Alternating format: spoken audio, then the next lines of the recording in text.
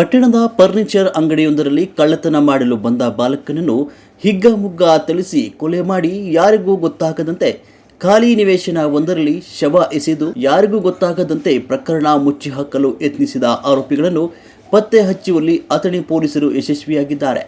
शनिवारी गेलो होतो तकडनं आले ते आणि तकडनं मला आलेलं महिला माहितीच नाही आणि ते चोरी करत नव्हते ते पोर बेपत्ता झाला. त्यांनीच कसं की महिन्यातनी एकदा येत होता तो सारखं येत होता जात होता आणि असं कुणी काय केलं जात होता तो की कामाला जात होता तिथं आणि कुठं काय काय केलं कुणास आपणाला माहितीच नाही. एक पोरगी एक पोरगा आहे शिवच मोठा सांगून गेला ना मला अजिबात एकदम बेन सांगताच गेलाय तो. ಅಥಣಿ ತಾಲೂಕಿನ ಅರಳಿಹಟ್ಟಿ ಗ್ರಾಮದ ವಿಕಾಸ್ ಶಿವದಾಸ್ ಕೋಷ್ಟಿ ಕೊಲೆಯಾದ ಬಾಲಕ ಅನಾಥ ಶವವಾಗಿ ಮೇ 1ರಂದು ಪತ್ತೆಯಾಗಿದ್ದ. ಕೊಳೆತು ನಾರ್ತಾ ಇದ್ದ ಯುವಕನ ಶವವನ್ನು ಪೊಲೀಸರೇ ಹೂತು ಶವ ಸಂಸ್ಕಾರ ಮಾಡಿ ತನಿಖೆ ನಡೆಸುತ್ತಿದ್ರು.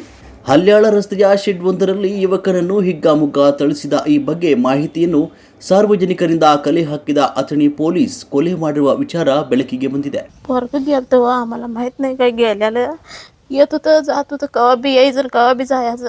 आम्ही त्याच्याकडे फिरायचं आणि एक 4-5 दिवसानं येणं झालं. मला 4-5-6 दिवसांनी कळालं परत फोटो बघून एवढं होईल आज काय माहितच नाही आम्हाला. होय ते आहेत म्हणते ते अजून नाही. ಕೇವಲ 16ರ ಬಾಲಕ ವಿಕಾಸ್ನನ್ನ ಕಳವು ಮಾಡಿದ ಅಂತ ವಿಚಾರಕ್ಕೆ ಶೆಡ್ ಒಂದರಲ್ಲಿ ಕಟ್ಟಿ ಹಾಕಿ ಆತನಿಗೆ ಚಿತ್ರಹಿಂಸೆ ಕೊಟ್ಟು ಕೊಲ್ಲಲಾಗಿದೆ. ಇಂತಹ ಜಟಿಲ ಸಮಸ್ಯೆ ಭೇದಿಸಿದ ಅಥಣಿ ಪೊಲೀಸ್ ಇಲಾಖೆ ಪ್ರಶಂಸೆಗೆ ಕಾರಣವಾಗಿದ್ದು, ಇನ್ನು ಕೊಲೆ ತನಿಖೆಯಲ್ಲಿ ಪ್ರಭಾವಿಗಳಿರುವ ಶಂಕೆ ವ್ಯಕ್ತವಾಗಿದೆ.